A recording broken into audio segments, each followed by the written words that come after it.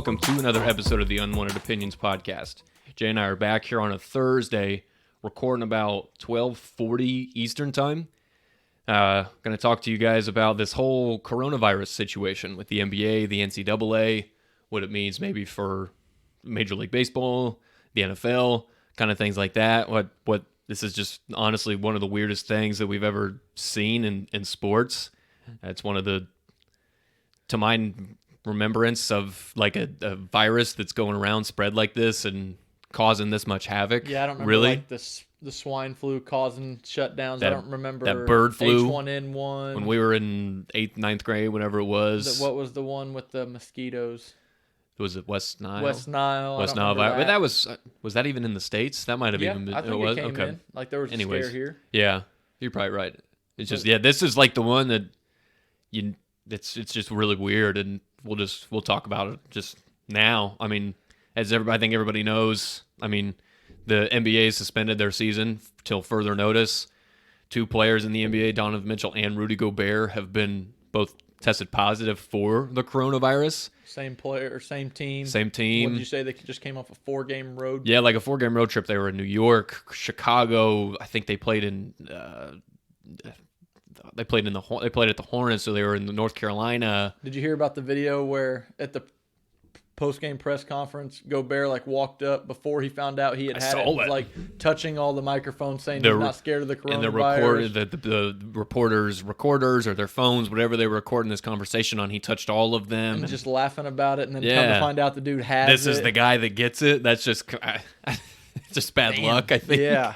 That sucks for him, and it sucks for the league. And the reporters that were using those devices. Yeah, hopefully those reporters are getting checked out too, because, I mean, that was a game that was scheduled for last night and then just all abruptly was canceled. Like, it was a game at like 7 or 8 o'clock, and it was just like, I remember getting the report. It was like, this game's canceled for unknown reasons right now, because it was before the game, Rudy Gobert and Emmanuel Mudiay were both out with an illness, but they didn't specify what the illness was. And then there was kind of a backtrack on that where the Jazz team official said, no, he's just questionable. He's not listed as out yet, because they said he didn't feel bad. Like, he felt fine. Like, he was going to try and play if it was just like the flu or a cold or something. Rudy was going to try and play, and obviously they're not going to let him with the coronavirus because of how just contagious this thing is, because clearly it's contaminated another one of his teammates if he's the one that gave it to him. Or they could have possibly gotten it from the same bench or person or whatever, wherever they were, because you're touching the same ball. You're drinking out of the same water. I mean, just this stuff like that, it's just weird. It's odd. It's like, almost doesn't feel real. No. That a whole league is canceled. And like every 30 minutes that passes, we're hearing more and more like the Big Ten tournament canceled. Yes. And then we got an alert saying all Power 5 conference tournaments are canceled. Mm-hmm. And we did get an alert saying the NFL is planning to proceed March 18th with the new league year, not really going to affect it. Me and Nick were talking before, I don't really see why it would affect it anyway, because you have the owners' meetings and then free agency. So the owners' meetings, you can do everything via Skype, FaceTime, whatever, conference calls. And really, you can do the same thing with free agency. All these players have access to FaceTime or Skype or some sort of device that will allow you to basically be face-to-face while not being... Or even a text message or a phone call. It doesn't not necessarily even have to be Skype. There's so much technology now that you can use where you don't have to be face-to-face. Yeah, and it's not like, to my knowledge, I wouldn't think that free agency, they throw guys up on the whiteboard. It's like they're veterans in the league. They understand the game. You don't need to have them on a whiteboard drawing up plays for you. Really, you just want to go over scheme, how they fit, what their mental attitude is, how they'll fit in the locker room. There's nothing you can't do, really, in my opinion, over Skype that you'd be able to do in person nowadays with these kind of meetings. There was another thing I saw earlier today. People that work in the league are asked to stay home and just work from home, like email, phone call, shit like that. If you have meetings, again, set up a phone call. Yeah, I mean, Skype. Stuff like that. They're trying to take every precaution.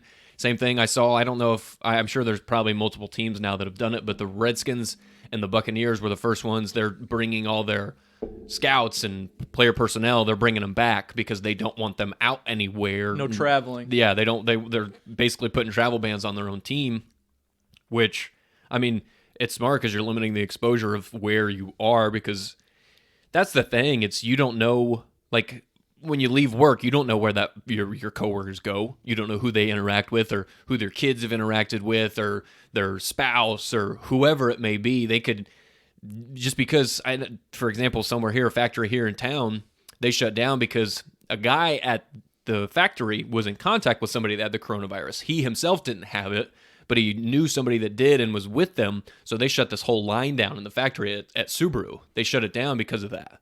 Yeah, and it's just, you just can't really, you haven't seen anything like this just yet.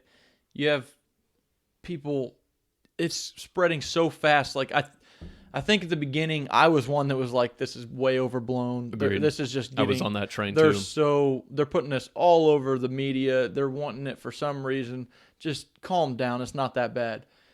Well, within a matter of a week, it went from just being like one little case in Seattle to counties all over the country, to where you just said a guy right in our own backyard had been in contact with someone who had it. And it's like in a matter of a couple days, just went from 1 to 30 to 300 cases to just everywhere. I know in Italy, I saw 200 people died in 24 hours. And like a bunch of the nurses have been exposed to it. Not only that, they've been diagnosed as having it. And like they said, like if you're under a certain age or something, you're just going to keep working through it and keep helping everybody regardless if you have it or not. And it's like, that's, I know, in an entirely different country.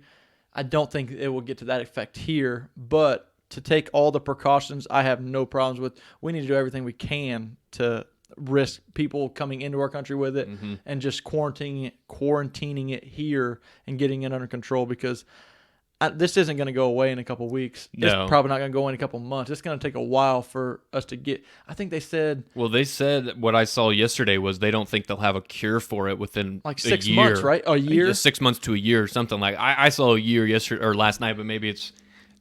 I don't know if it's changed since then, but they didn't think it was anytime soon. Is really the point. Yeah, I could actually see the government doing a lot more and things getting a lot more weird here real fast. Travel bans. Oh, yeah. And, I mean, more places shutting down. Yeah. Towns shutting down. Only get going. Like, you can't really shut down grocery stores. People got to eat. So it's like, I mean, we would where die. do you draw the line? I don't know. Restaurants. I mean, I'm assuming some. I've already seen the Chinese market. Like, the Chinese restaurants are taking a huge hit because nobody wants to go to them right now. Yeah, and there was something that AOC, that I don't want to get into anything political, but she was a big component on that. She put out on Twitter or something that you shouldn't go to these type of restaurants, and so not only her, I bet you a bunch of the restaurant markets are being, because nobody knows. Nobody wants to go out because you don't know who's touching your food, where the food's coming from. Yeah, it's just.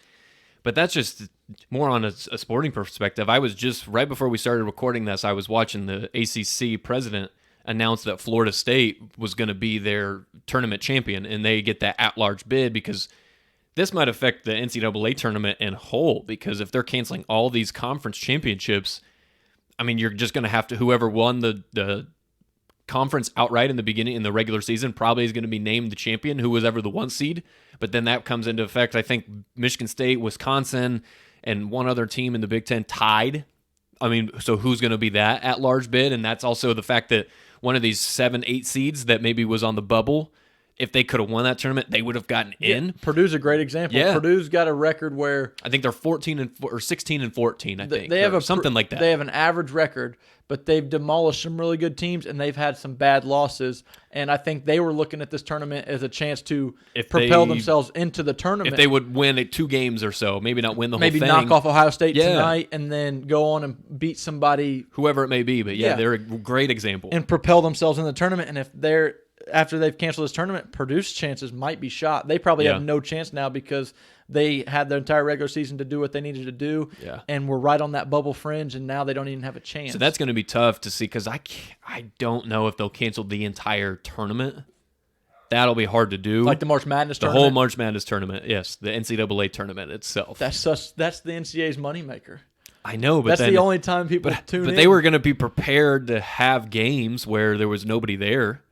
I mean, that hurts with, I mean, I know they get money from like TV and shit like that, but I have no idea where this is going. Because in a matter of 48 hours, The NBA, I mean, really 24 hours. The NBA shut down. NCAA basketball shut down.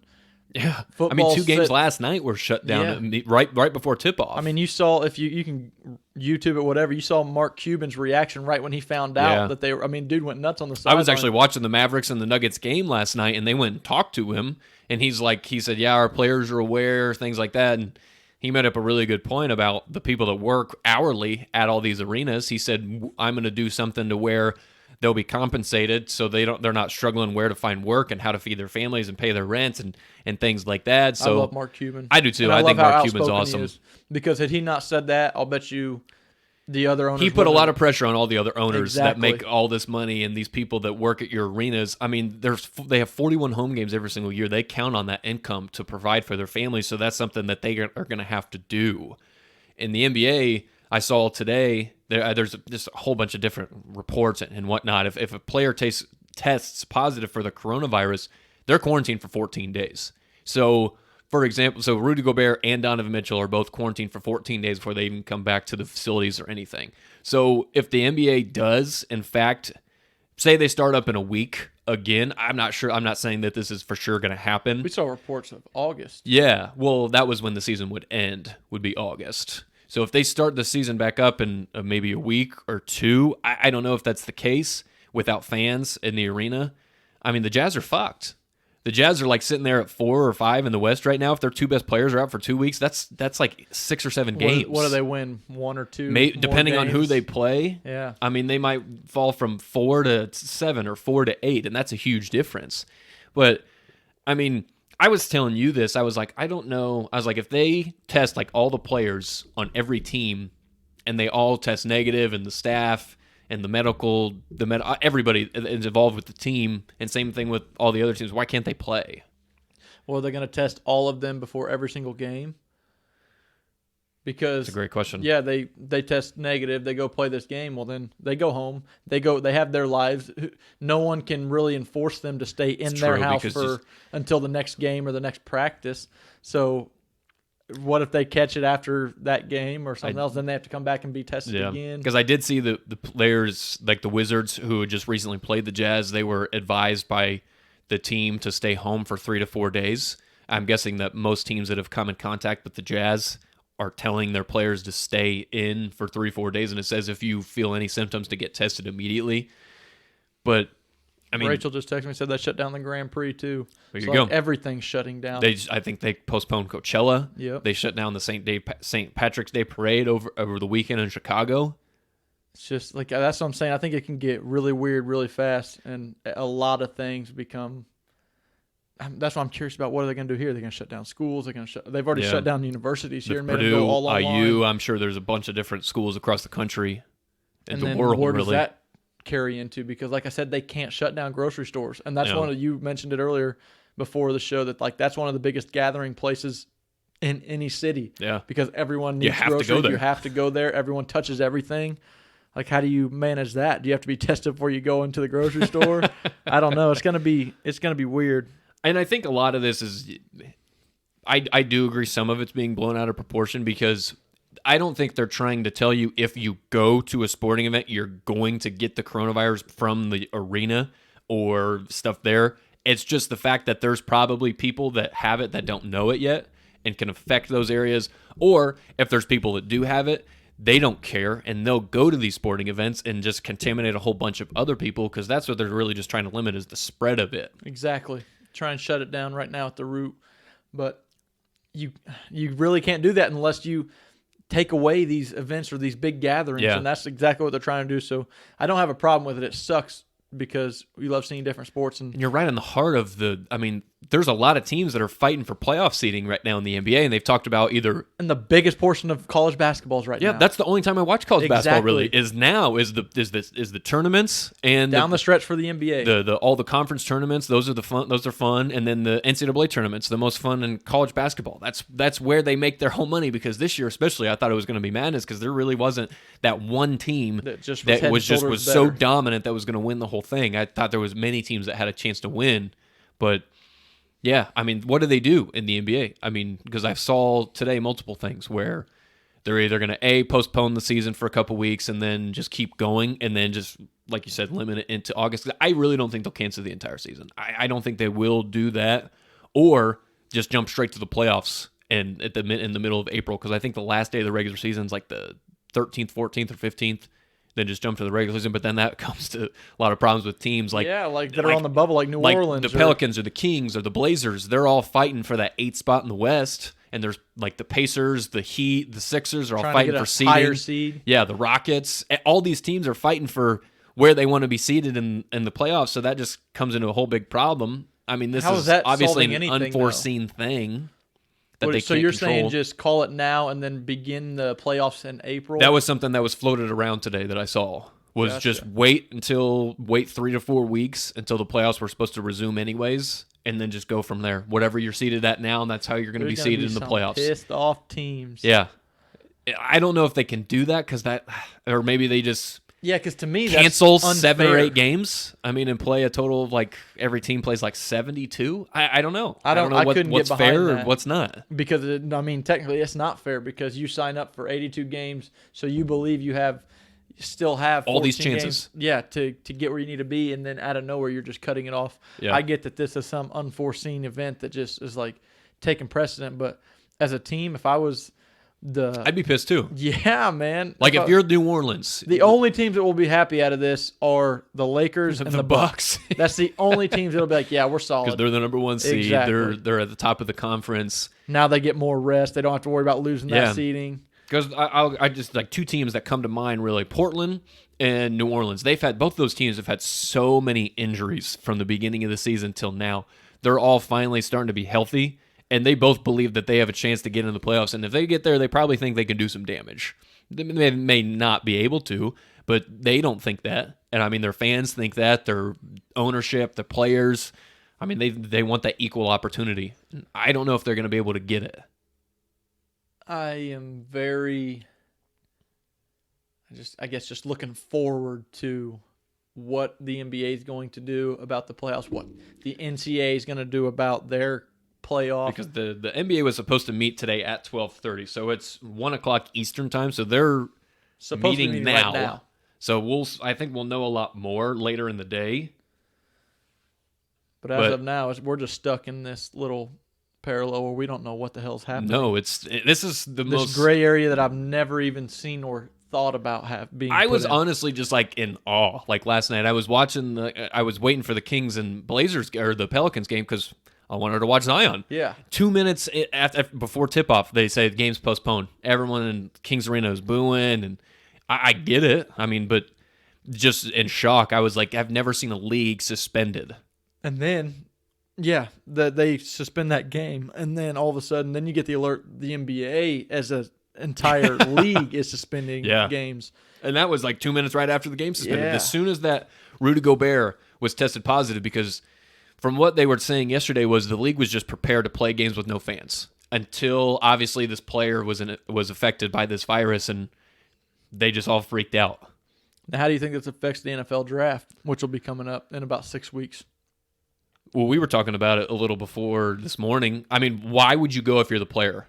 If you're a guy that's going to walk up on the draft and take that stupid ass boat. I know you've been dreaming about it your whole life, but it's not worth the risk. It's not changing anything. No, you're still going to get drafted. Just because you don't go doesn't mean you're not going to go number 1 or 2 or 3 overall, whatever it is. They're not going to allow a crowd of 80, 100,000 people. No, just to be standing there right outside of, what was it, Caesar's Palace or whatever hotel it is in Vegas. I think it's Caesar's. Yeah, I think it is too, because they got that big-ass pond. But, I mean, why would you even go? Why even risk it? I don't know. Why even risk having the event? But that's like a big thing for the NFL. It's a huge thing for the NFL. So, like, what are they going to do? Are they just going to bring in their own people and still put on the show, like pick by pick who gets picked? They just going to have them stay home? Or are you just going to get a text alert for every player that got picked? You just have to follow it online? Because that's really going to piss me off. I can see it still being televised. It's just Roger Goodell just up there reading the names off of who gets drafted to what team, and if there's trades. It's just gonna be everything's going to be so different about playoffs, the NFL draft, because like you're used to Roger Goodell going up there and everybody booing or they cheer the and pick. And him dapping or up all the players. Yeah, like then you got other players that come up there and make picks later on, and then like seeing them come up there and hug the owner, and like then you got Kuiper and them talking about each pick. That's the thing. What are the broadcast crews going to be like? Is it just going to be Mel Kiper at his house doing it for ESPN, or Daniel Jeremiah for the NFL Network doing it alone. There's a lot of unanswered questions. But, I mean, luckily they've got a lot of time to decide this thing because it's not until the end of April, so they do have some time to do this because, as we mentioned, that's what I said, they got like free agency and the new league year, that's not going to be affected at all by this because it's nothing that needs to be where there's a huge group of people together. There's nothing that, because the combine's already over, so they don't have to worry about that anymore. It's just strange. Really strange. Strange is a great way to end it. It's strange now, and I think it's going to get even more strange going forward the next few weeks, next few months. Because I'm really interested to see what they come up with in the NBA because if they do have games and there's nobody in the stands, that's going to be so weird. I was already preparing to watch the Ohio State-Purdue game tonight with no fans and just sitting there thinking about it. Like the Nets and the Warriors were playing, and you were going to see nobody in the crowd. To me, it would make it so boring. It's like playing a pickup game. Yeah, but no crowd. When you're watching a game, you're just so used to making a big shot, fans go nuts, MVP chance at the line. Exactly. And then the players feed off of that. Mm-hmm. The players feed off of that momentum. So when there's nothing there, I feel like the players are just going to be going through the motions. It's not going to be fun for them. They have to create their own energy. Yeah, it's everything's going to be just off. Well, when we don't really talk much about golf or anything, but the Masters is coming up in April. Yeah, are they going to cancel? Are they going to be? I don't think they'll cancel it, but they'll be prepared to play golf with no spectators. And that's their biggest event of the year is the Masters. True. I mean, there's no roar on 18 when somebody makes a 70-foot putt. Nothing. I mean, I know golf was played a lot. I mean, just normal people play golf with nobody there. Yeah. So, I mean, I think you're used to it a little bit, but it's just different. Strange. Very strange. Well, now that we got our coronavirus talk out, where do you want to go? NFC West? Yeah. So, as always, we've been doing these AFC, NFC offseason blueprints for every division. We take a division each week, or each episode, I should say, and say what they should do, what we think they will do, what we would do if we were in their shoes. And tonight we're doing the NFC West, 49ers, Seahawks, Rams, and Cardinals. We'll just start at the top, Jay, with the 49ers. Finished 13-3, lost the Super Bowl.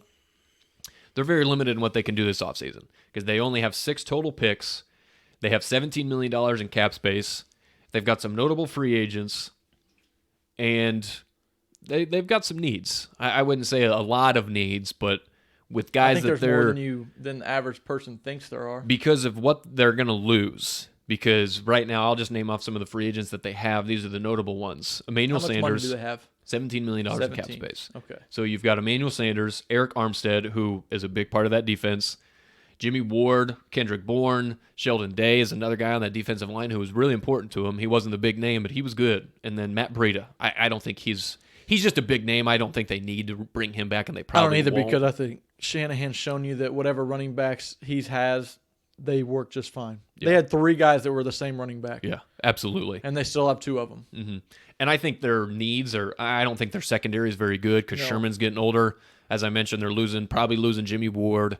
And I think they could use another receiver if they lose Emmanuel Sanders, which they probably will because they probably don't want to pay him what he thinks he deserves anymore. Now, Debo was a monster. And he's awesome. Year.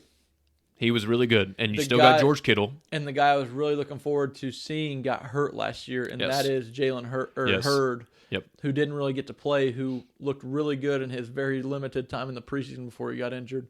So maybe they expect him to take a leap and take over for Emmanuel Sanders. So then you got Hurd, Debo, Kittle.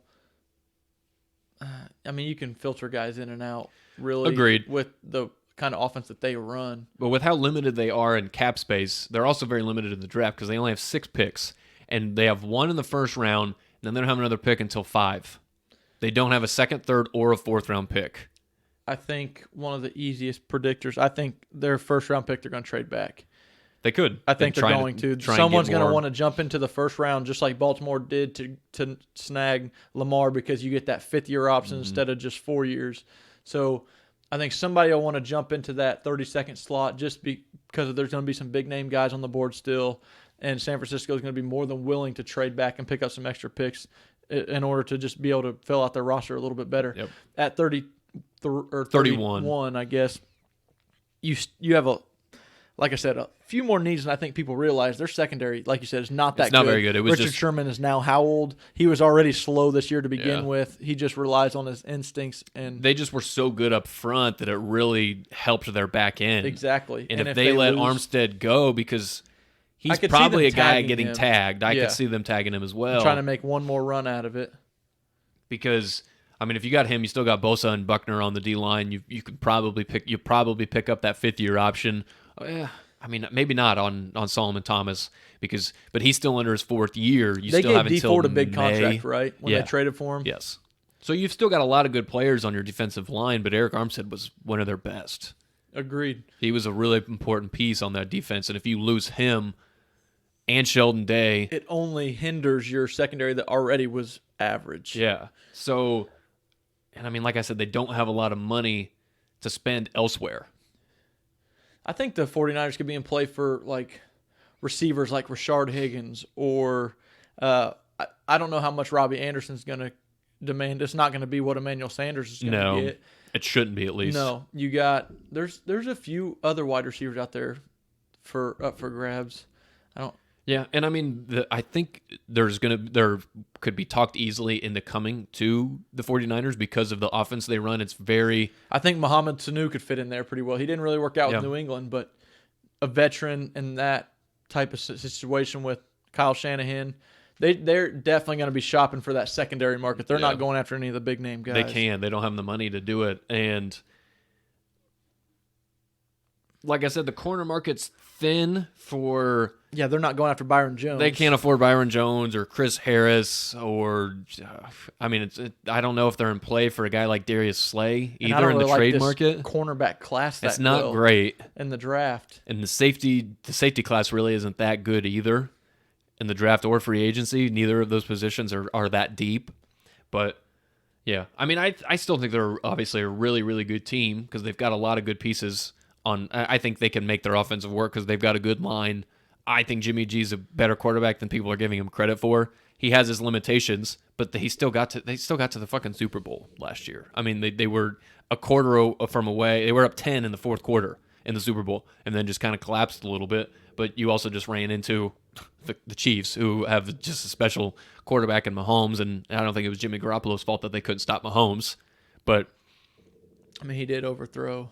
I know. I'm saying, like I said, he's got his limitations, but he's still a young player based off of his starts in the league. I don't even know, was he 30 total starts in the regular season?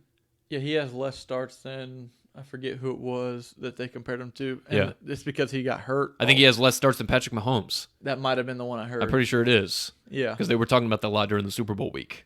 But, yeah, I mean, they're going to be there. They've shown that they're good at drafting. John Lynch, I think, has done a phenomenal job finding gems in the 4th, 5th round. So I'm not worried about the 49ers. I think they'll be there.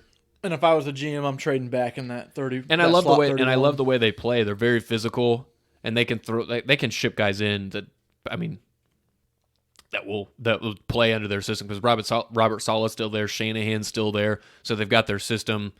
I think the 49ers are in good hands. I think they're in I'd be looking to trade back too. Exactly. Get a couple more picks because you don't have any like glaring needs, but you have some holes that you definitely at least at a minimum want depth pieces filled out at. Depth, yeah. In case one guy goes down. True. Agreed. All right, let's move on to the Seahawks then, Jay. Seahawks finished 11-5. They lost in the divisional round to the Packers after beating the Eagles in the wild card round. You know you got Russell Wilson, you got Pete Carroll, you're going to be there. They've got 9 total picks. They were a team awarded with, I believe, it was either 2 or 3 compensatory picks because those just came out. Yes, the Seahawks earned 3 extra picks with compensatory, 1 in the 3rd, and the 5th, and the 7th. So they've got 1, 2 2s, a 3, 2 4s, a 5, a 6, and a 7. So the Seahawks are in good shape. And I think outside of the first round, they've drafted well over the past few years because I think they've whiffed in the first round tremendously the past few years with Rashad Penny and LJ Collier and some of the other guys they've taken there just really haven't panned out. Jermaine Ifedi is another guy. How much money they got? They got $53 million in cap space. Yeah, if I'm them, I'm probably trying to get Clowney to stay. I agree. Offering him a long-term deal. And the good news is this draft their biggest weaknesses are the draft's biggest strengths, in my opinion.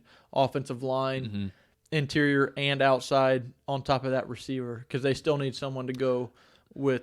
I like their receiving core, actually. I think DK Metcalf and Tyler Lockett are pretty good, and you added Greg Olsen. Yeah, because they did add Greg Olsen. I like about that. I mean, I know he's old. I'm not looking for much production out of Greg Olsen at his age. No, but I still think he's I actually think he's an upgrade over who they had. I mean, if Disley can come back, looked okay last year. Yeah, he's a free agent, so I don't know if they'll bring him back. And this draft class at tight end is not that great. No, so I mean, but some of their free agents. I mean, Clowney and Onson Kendricks on defense, and Jaron Reed. So those are 4 up front 7 guys. Then you got George Fant, Mike Upati, and Jermaine Ifedi are all free agents on the offensive line. All at least used to be starters. Some of them were this year, and that's always been a concern the past few years with the Seahawks has been their offensive line, because there was a time where they paid the least amount for offensive line in the history of the NFL at one point. They had all these guys on all rookie contracts or minimum contracts because they invested a lot of money on that defensive side, but they don't have a lot of money invested on the defense anymore. Could you just imagine it's flat out really just in Russell Wilson now and Bobby Wagner. Could you imagine how good he'd be if he could just drop back and throw the ball instead of running around for his life? Well, and if they fucking let him do it too. Yeah, that's true too. If they actually called plays in the first and second quarter when they actually let Russell throw it, and not this game plan they say where they think that all the defenses are tighter in the third and fourth quarter, so they wait and try and throw it then, because that's what Brian Schottenheimer basically said after they lost the playoff game and they went down like 24-3. You say they have a 1, 2, and 2 3s? They have 1, 2 2s, a 3, and a 4. Okay. 2 4s actually. They have, so yeah. What pick are they picking at in the first? They have 6 picks in the first 4 rounds. 27. Okay. Yeah, all those tackles are probably going to be gone. You could probably get the best center or guard at that spot, and that might be exactly what I think you're set at left tackle because Dwayne Brown's a good player. Yeah. So you're set there. I'm taking probably best offensive lineman available right there. Then in your second round, I think you can go pass rusher, because I think even if you bring Clowney back, I think you've got to get some pass rush there, because that's a weakness of their defense, because they could not get to Aaron Rodgers in the playoffs last year. Yeah, agreed. But I'm doing everything I can to get Clowney to stay. I am too. And then I think in like the middle of the second round, could you imagine like a Jalen Reagor or Donovan Peoples-Jones to be that third option, or just give Russell some more help offensively. Another body. third option there to be at receiver to go with DK and Tyler Lockett. Yeah, I could see this being another team because KJ Wright is a lot older and he looks like a shell of himself. At 27, if they stay there, maybe a guy, again, I mentioned this last week about one of the other teams like the Giants or the Cowboys or the Eagles, Patrick Queen or Kenneth Murray, they're at 27 if they're available. I think they could use some more speed at linebacker, because when they like to play that cover 3, it was best when they had their fast linebackers that could cover in space, and Bobby Wagner's been really the only guy that they've been able to do that with the past few years, because KJ Wright's been hurt and just getting older and just flat out isn't the same player anymore.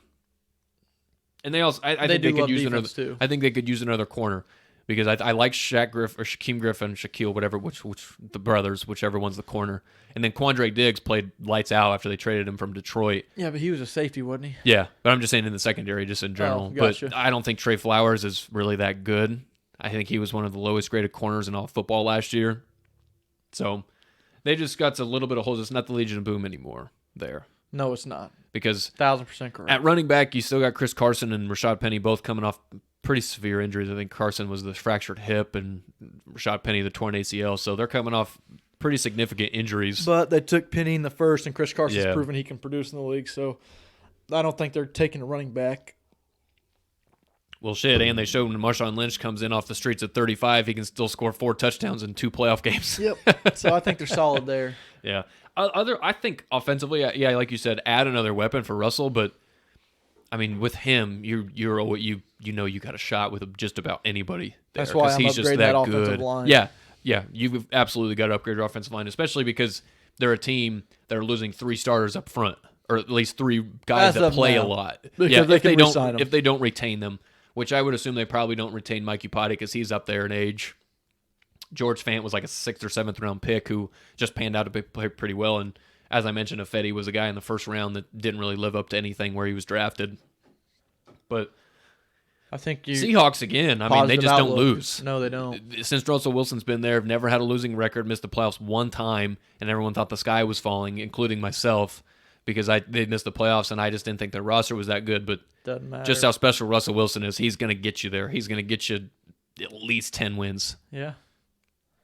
And it's not slowing down. Their roster should be better next year than it was this year. I mean, they were an inch away from being the number one seed in the NFC last year. I know. If Jacob Hollister gets in the end zone, he was stopped by literally an inch, and the 49ers would have been the 5, and the Seahawks would have been the 1. And that's why they really weren't that talented. It's a game of inches. Yeah. So they're going to be right there. I'm done doubting the Seahawks. Yep. Yeah. I wasn't on that bandwagon. I know you weren't. You were there. You believed in Russell. I believed in Russell. I just didn't believe in anybody else they had around him. It didn't matter to me. It didn't. It clearly didn't matter because I was wrong.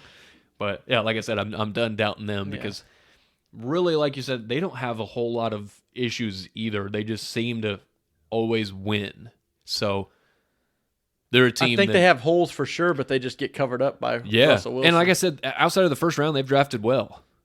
Like second, third, fourth, they've always found gems in those later rounds. I think people are forgetting. I know a lot of people weren't high on him, but they drafted L.J. Collier last year, who got hurt. Yeah, I wasn't high. I thought they way overdrafted him, but maybe he produces. Maybe what they saw in him this year, he's taken the place. Hopefully, they need of him those to. defensive linemen that they're probably going to lose. Probably Ansah because he was hurt. And he's kind of washed now, anyways. So maybe they get to retain Clowney, and then L.J. Collier steps up, and maybe that defensive line isn't as big of a need as we think it is. There you go, because they were like bottom 5 in sacks this year, so they clearly just need that's their biggest need to me is pass rush. So like you said, offensive coordinator. I would try and lock Clowney up so you don't lose him for nothing. Yep. Because I don't think they're going to tag him. Me either.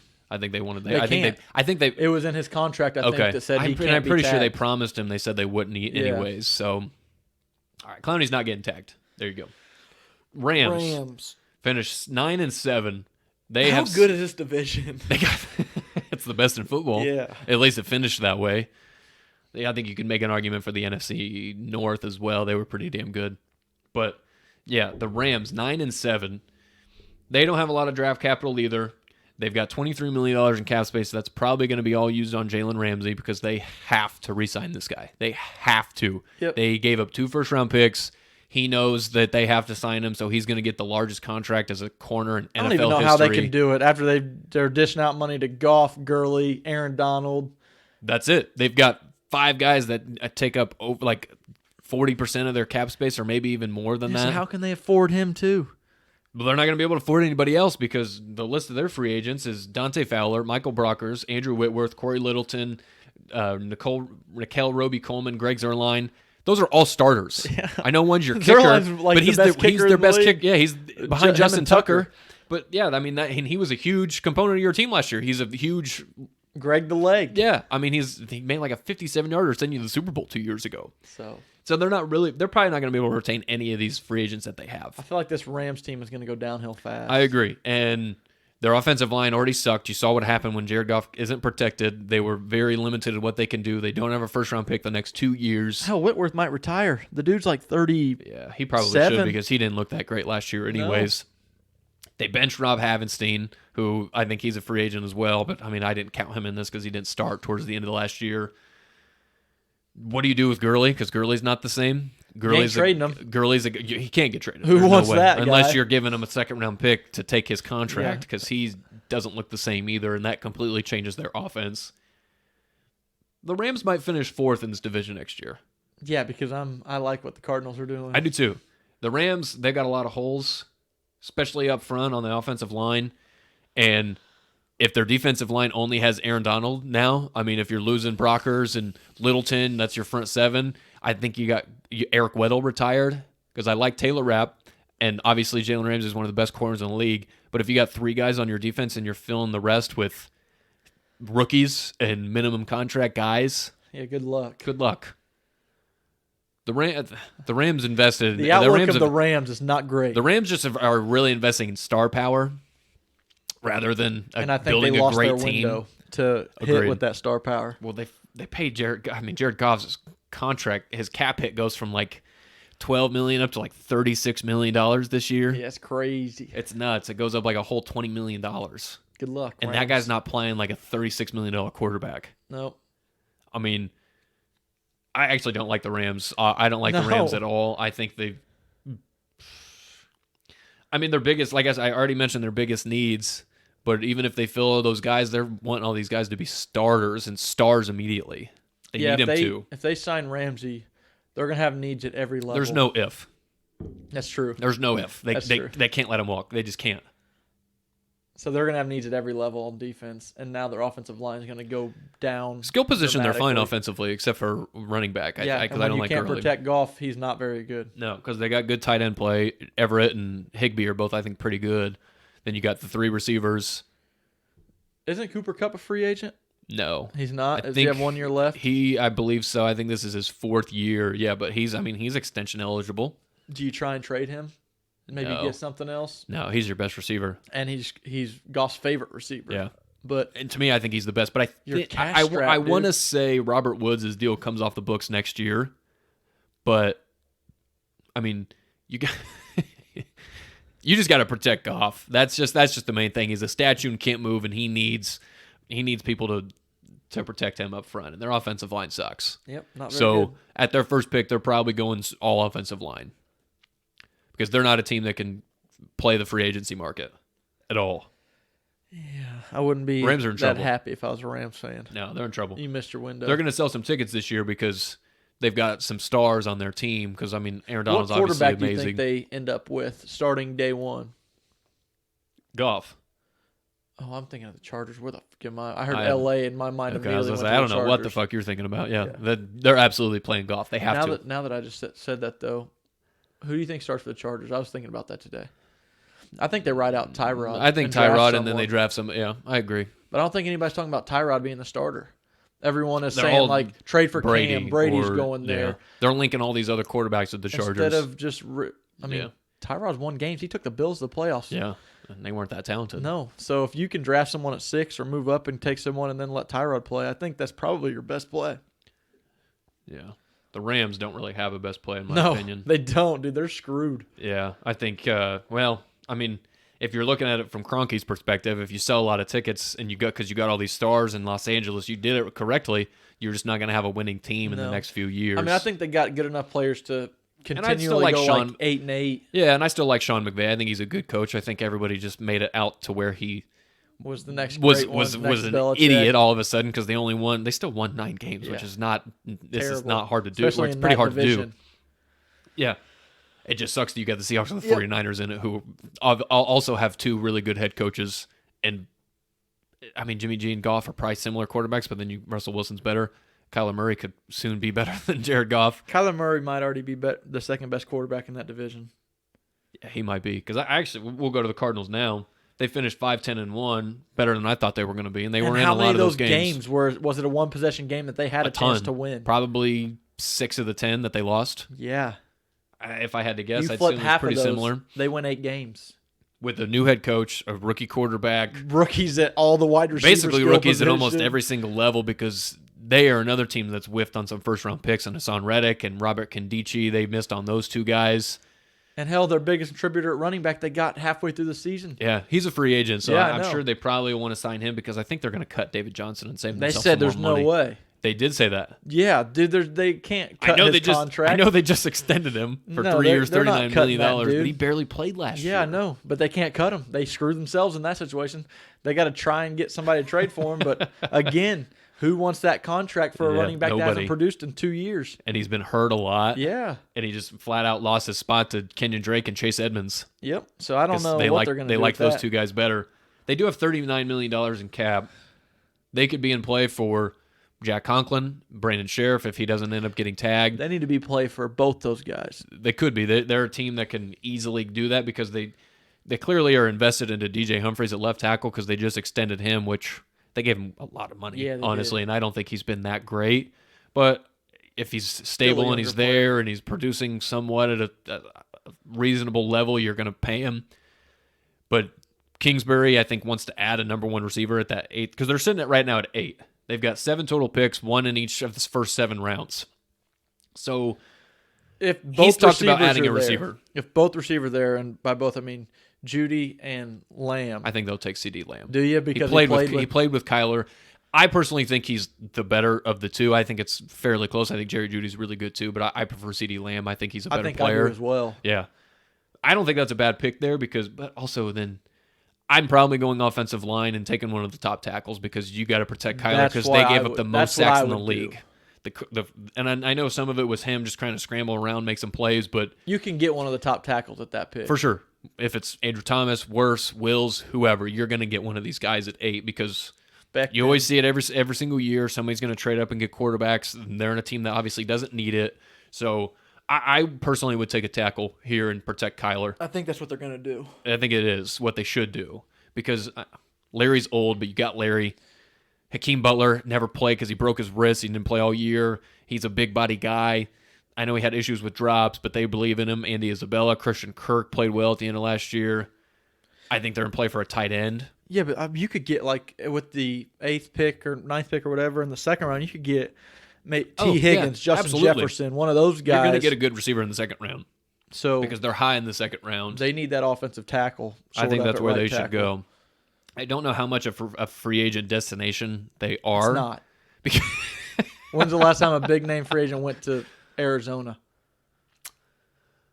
Yeah, exactly. I don't know if there ever has been. Chandler Jones got traded there. Yeah, Chandler Jones got traded there. Patrick Peterson was drafted there. I can't think of anybody they made a big splash in free agency for. Tyrann Mathieu. They drafted him. Exactly. Got drafted there. Then he left. Exactly. That's my point. They signed Jordan Hicks last year, and they gave him a lot of money, which he's a good player. Carson Palmer, but he was washed up. I think he was traded there, too, from Oakland. I believe they traded him. Yeah, so they're not a free agency destination, really. And until they win a lot, maybe they're never going to be, but I think they're the third best team. I think they're better. I think they're going to be better than the Rams next year. I do. I still think I'm making a bold prediction right now that I think the Cardinals finish third in the division and the Rams finish last. Next year, I'll still take the Rams over them, but after next year, give me the Cardinals. Because we were talking about this with a buddy of ours. He's a big fan of Tua.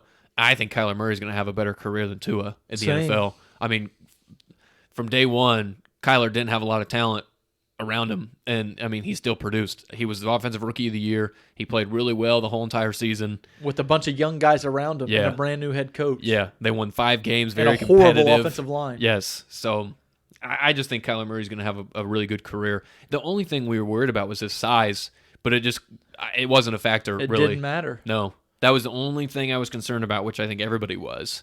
But he's got a great arm. Again, to our credit, before it was even that he was going to the Cardinals and Kingsbury got there, when it was rumored that Kingsbury was going to the Cardinals, we had said we believe in that offense he would succeed. Mm-hmm. We were skeptical in other offenses, but we said if he goes to Kingsbury's offense, I think he has a good shot of being what he was in college. Yep. And I think it showed. I agree, because it was similar to what he ran at Oklahoma, and obviously because Kingsbury came from college, he run similar things, and the NFL is just kind of doing that now where they run similar schemes to college because they want to adapt to what the quarterbacks, how they play now, really.